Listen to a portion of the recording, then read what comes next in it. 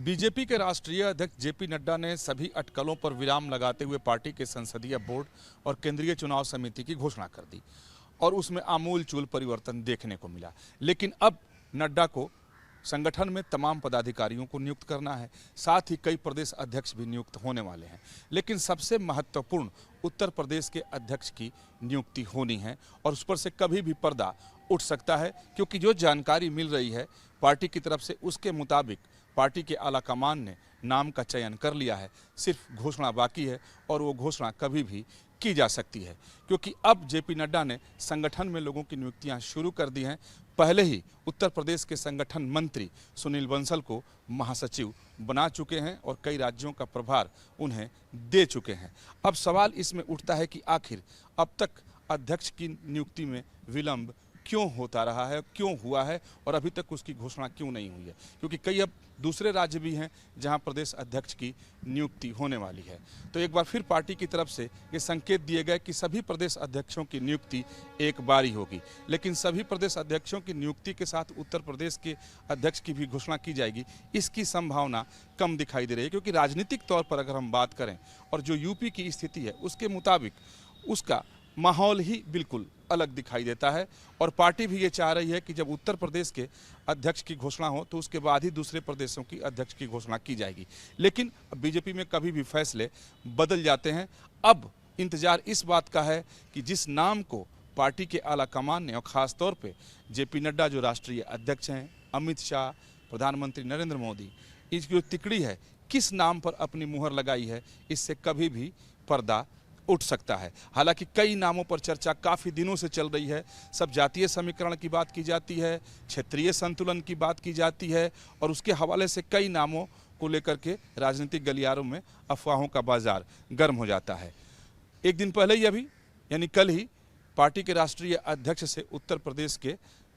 उप मुख्यमंत्री केशव प्रसाद मौर्य ने मुलाकात की और एक तस्वीर उनकी वायरल हुई, जिसके बाद से ये कहा जाने लगा कि हो सकता है कि केशव प्रसाद मौर्य ही उत्तर प्रदेश के अगले अध्यक्ष हों, क्योंकि फार्मूला ये दिया जा रहा है कि किसी ओबीसी समाज के व्यक्ति को वहाँ का अध्यक्ष नियुक्त किया जा सकता है। तो पार्टी का एक धड़ा ये कहता है, यानी अपनी राय बताता है कि हो सकता है कि किसी एससी समाज के व्यक्ति को वहाँ बागडोर थमा दी जाए। पहले ये चर्चा चल रही थी कि किसी ब्राह्मण समाज के व्यक्ति को जो पश्चिमी उत्तर प्रदेश से होगा उसको उत्तर प्रदेश का अध्यक्ष बना दिया जाएगा। कई तरह की चर्चाएं लगातार बीजेपी में काफ़ी दिनों से चल रही हैं और ख़ास तौर पर जब स्वतंत्र देव सिंह का इस्तीफा हो गया उसके बाद से तो ऐसा लग रहा था कि एक दो दिन में ही उसकी घोषणा पार्टी की तरफ से कर दी जाएगी। लेकिन जो उत्तर प्रदेश का राजनीतिक महत्व बीजेपी में है और जिस तरीके से उत्तर प्रदेश को बीजेपी मजबूत बनाए रखना चाहती है, अपने गढ़ को बरकरार रखना चाहती है, वैसी स्थिति में बीजेपी ये कभी नहीं चाहेगी